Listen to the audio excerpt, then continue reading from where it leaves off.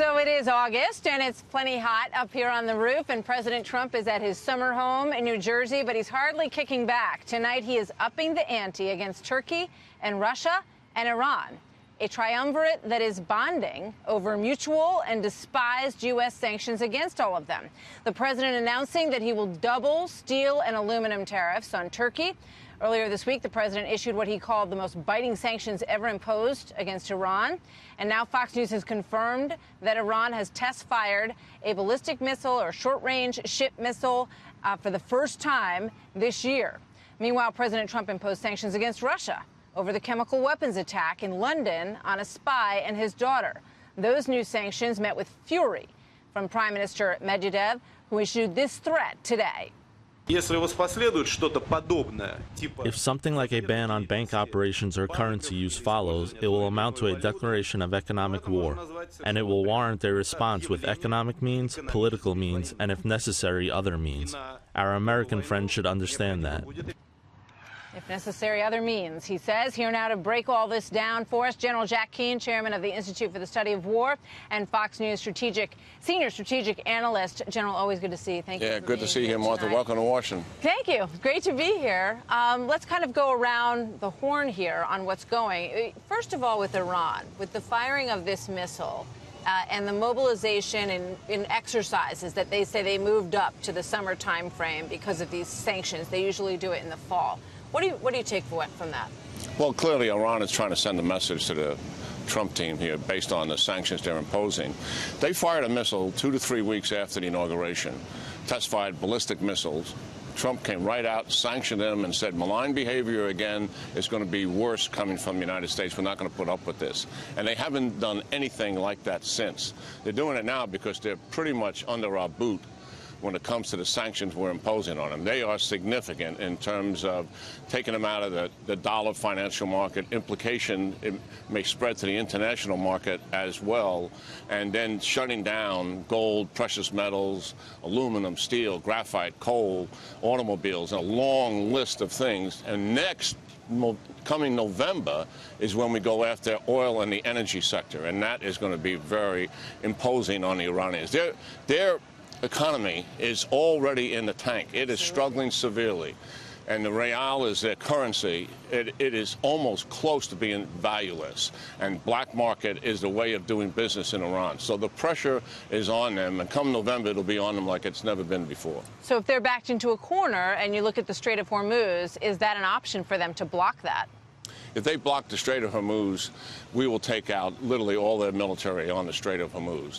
That's an act of war if they pull a stunt like that, and they know what the results of that will be. And that will push the United States into conflict. Iran does not want conflict with the United States. Remember, 38 years of conflict, all using proxies, avoiding direct confrontation with their own military. That is one thing. Despite the fact that they harass our ships, they'll fire a missile here and there, they do not want that kind of conflict. All right, what about Turkey? Obviously, it roiled the markets today.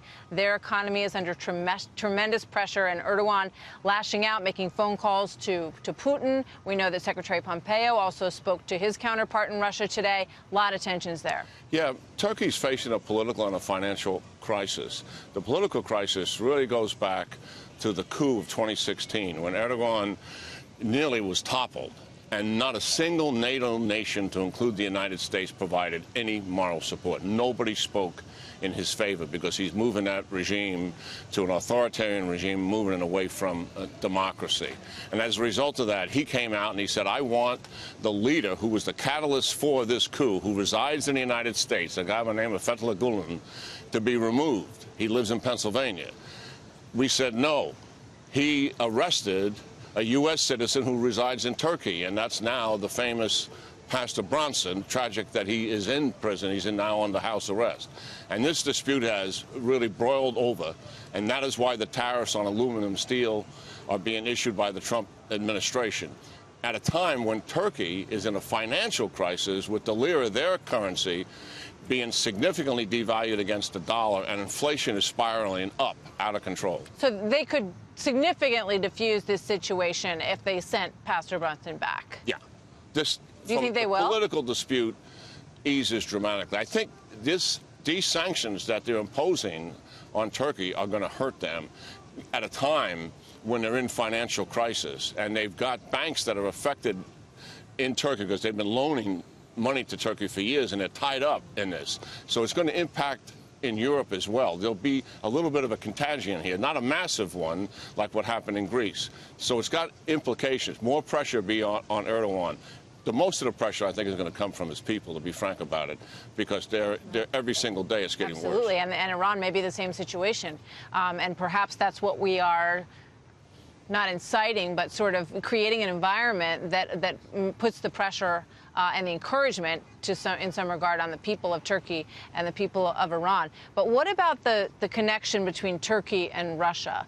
And, you know, do they see an alliance there that's could potentially be dangerous for us? Yeah, we're frustrated with them over Syria. And the reality is that the Turks' argument with us is we're supporting the Syrian Kurds, who was the main ground force guided by Special Operations Force from the United States to defeat ISIS in their caliphate in eastern Turkey. They look at Syrian Kurds as terrorists in their mind. They're tied to they are connected to a terrorist organization that's trying to topple the regime and carve out Kurdistan inside of Turkey and Syria. But they're loosely tied to them.